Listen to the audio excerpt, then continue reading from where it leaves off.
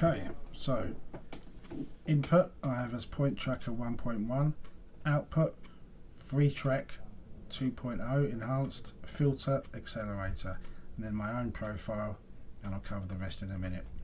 So point tracker, let's click on that. Actually no, let's first of all let's press start. So tracking is started. You can see the 3 diodes in the picture there. Now click on the hammer next to point tracker or input. Okay, so I've got PS3i camera, 64 pixels by 480 pixels, FPS 60 Hz, which matches my monitor.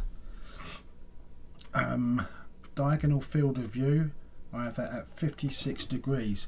The 56 degrees matches the red dot setting on the PS3 camera lens. If you rotate it to the right and use the blue dot setting for the PS3 camera lens, the figure is 75 degrees.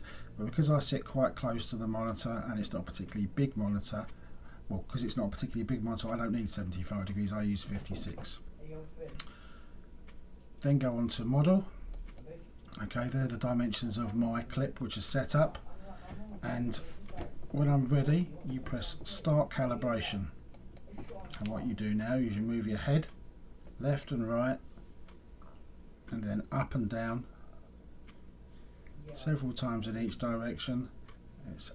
What it's doing is tracking where these things are moving and trying to get some idea of calibration. So when I've done it for I don't know, 30 seconds, something like that, I press stop calibration, and you see those figures have changed because they reflect where I'm actually sitting at the moment.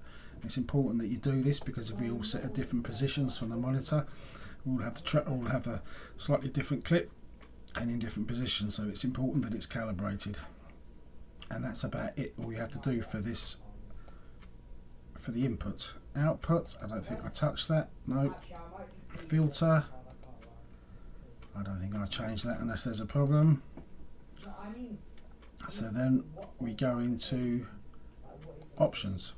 Okay, so center, I have as you can see there, I've bound a space key on my keyboard to recenter, and that's important because it does go out of kilter sometimes, and every now and then you do need to center the tracking. So that's on the shortcuts tab. Output, well, that should be fairly self-explanatory. As you can see, I've disabled roll there because I don't use it. And if you want to disable any other axis, this is where you do it. You just pick disabled. Relative translation.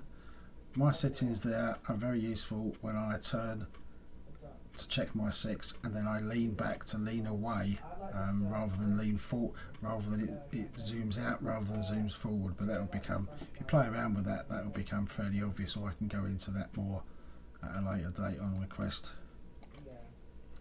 Okay, so that's all of the options. Yeah, don't worry about that. Then we go into the mapping, and you can see on the bottom axis is input, the top axis is output. Sorry, the left axis, the vertical axis is output. So output on is 180 degrees. I'm looking behind myself, and that happens for me when my head moves about 20 degrees. You can see that dot move, and I'm looking at the side of my monitor now. So my head has moved sort of 20 degrees right. I'm looking at the side of the monitor, but the output will be looking at 180 degrees behind me. And if I do it the other way, there it goes. And I've got the same in both directions, so I have got that asymmetric mapping touched. Then I've got pitch. Sorry, one thing, you can see I've got a bit of a dead zone there. If you want to change any of these, you just grab those, pull them up or pull them down. If you want to add another one, you just click on it, it creates another spot, you just put it up or down. You can move these left, right, wherever. If that doesn't say 30 degrees, it's because this value is different. You might have it at 180 degrees, but that's obviously not necessary. So set the maximum input, set the bottom axis to probably about 30 degrees or less. Yeah, 30 degrees is about right. Okay, pitch, I've got that set to maximum input 20 degrees, maximum output 180 degrees, and those are my curves there. I haven't got any dead zone on that, and I've got it slightly different. Look at that's tilting upwards, and that's tilting downwards on the bottom because I've got asymmetric mapping. But I've got curves, you know, like I say, and I can click on one of those, click, put it down. I could create a dead zone there if I wanted to. I don't, so I right click and it disappears. So yeah, to add, you just left click on one, put it wherever you want. If you want to get rid of it, hover over it, right click, it disappears. Roll, I don't use that anymore, so I've got the disabled, so I'm not going to do that. X, that's moving left and right. I've got it same left and same right, and I've got quite a big dead zone on this, as you can see. That's because it sort of cocks up your gunnery if you're moving left and right all the time. And you can see my maximum input and maximum output figures I've got there, and you can play around with those to your heart's content. Y, yeah, what axis? I got that basically I move because it's very actually hard unless you actually stand up. It's very hard to move very far vertically. So that's why my maximum input is about 2 centimeters, and that takes me up to about 75 centimeters in real life.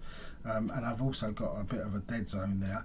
I've also got asymmetric mapping. And then it absolutely flat at the bottom, because what I just find that works well for me. So that when I go, oh shit, if I go downwards, it doesn't actually change it. It doesn't actually move my head down. That's just something I got used to and quite like. But obviously you'll change that. And then similarly with Z-axis, moving backwards and forwards, a little bit of a dead zone and a curve on that, which you can change. And that is pretty much it, you know.